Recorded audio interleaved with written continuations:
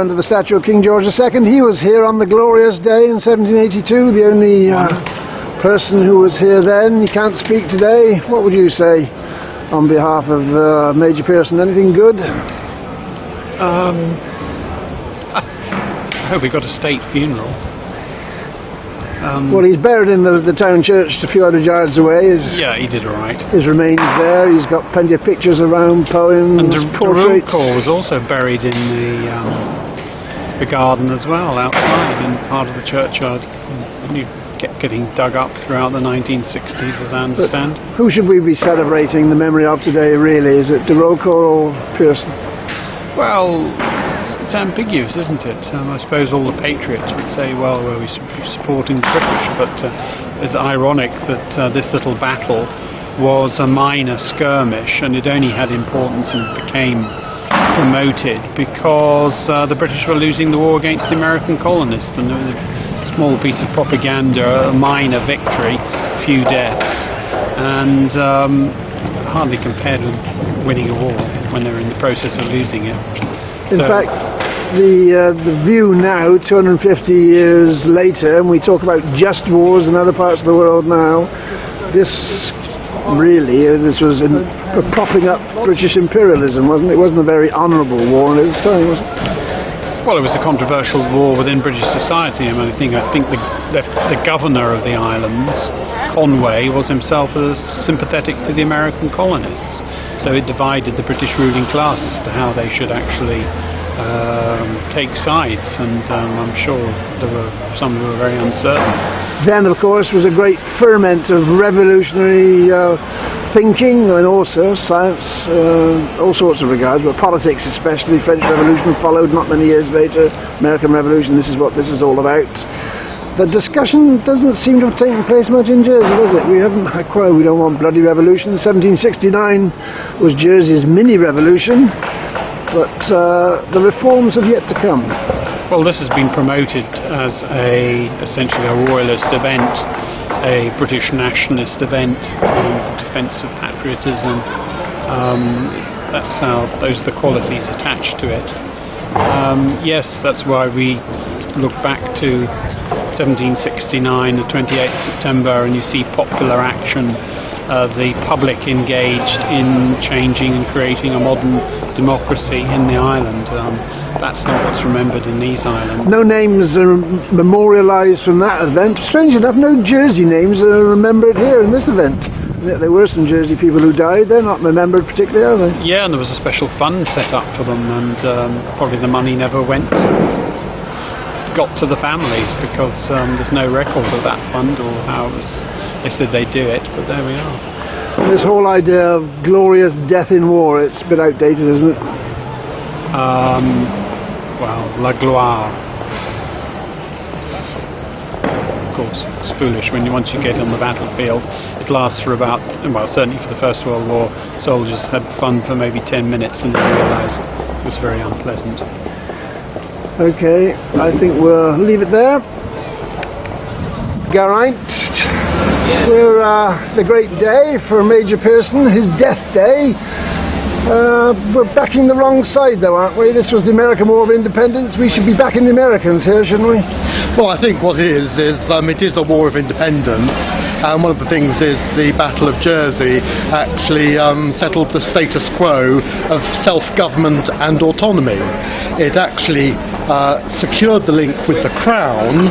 It kept, as a result of the various machinations, interference from the UK government outside, and also finally put paid really to any attempt by the French to seize control. But the French were only acting as agents of the Americans. This was a colonial war. The Channel Islanders were putting out fleets of privateers to attack American shipping, capture American shipping. There were much more honest Channel Islanders, like the Cabot family from Jersey. They were fighting on the American side. I mean, there's a bit of PR spin to say that it was some honourable cause here. It's Derulcourt we ought to be having the memorial to here. Oh well, he was a self-promoting adventurist who was in it for what he could get. I mean, there was no matter of great principle in terms of Derulcourt's adventure. I mean, one could look into all the commercial interests which were involved in all sides. But this really wasn't an invasion on any sort of attempt to liberate the existing population. There was no great question of sovereignty disputed. It was a naked power and commercial grab. And obviously, from the French point of view, it would have removed an obstacle to French expansionism and an obstacle to French But the Channel Islands were a real commercial threat to the Americans. I mean, they were specifically targeted by people like Benjamin Franklin, the privateers of the Channel Islands, a substantial navy force, and causing considerable damage to American rebellion cause. And a good thing too. I mean, really, this was it was all commercial interests. I mean, there was no great principle in terms of American independence. It was the commercial interests which were driving the Declaration of Independence. All wars are driven by somebody's commercial interest. Is there any honour in war? Is there any point in building memorials to anybody who's fallen in war? It's a bit of an outmoded concept, isn't it? Glory in death in war. It's all a bit. It would have been better all round, of course, if no invasion had taken place, if no Battle of Jersey had taken place, if Major Peirson had quietly enjoyed a very peaceful and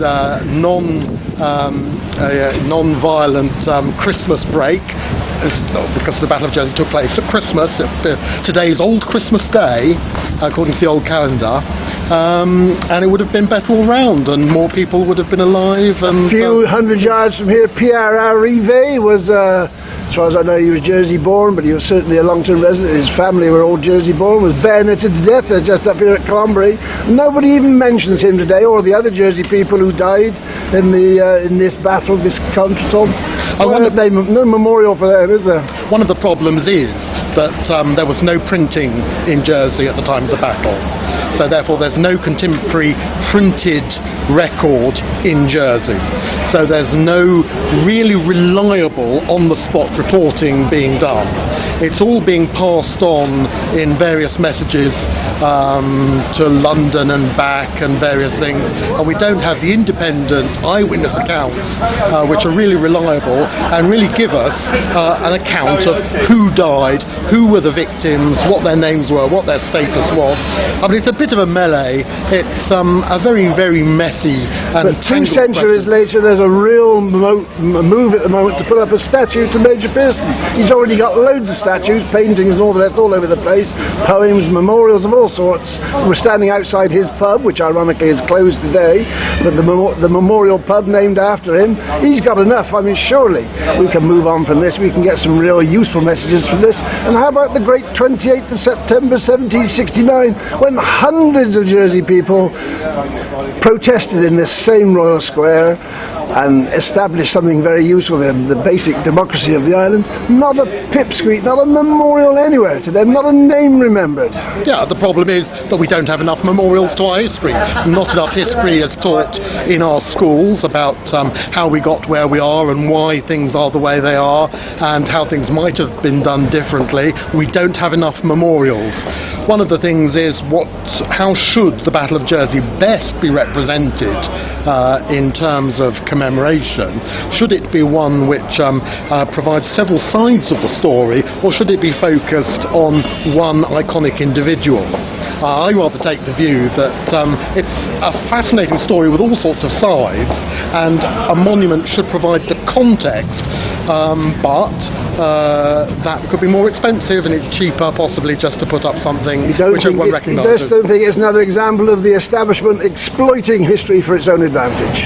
This was Jersey's national day until Liberation Day replaced it.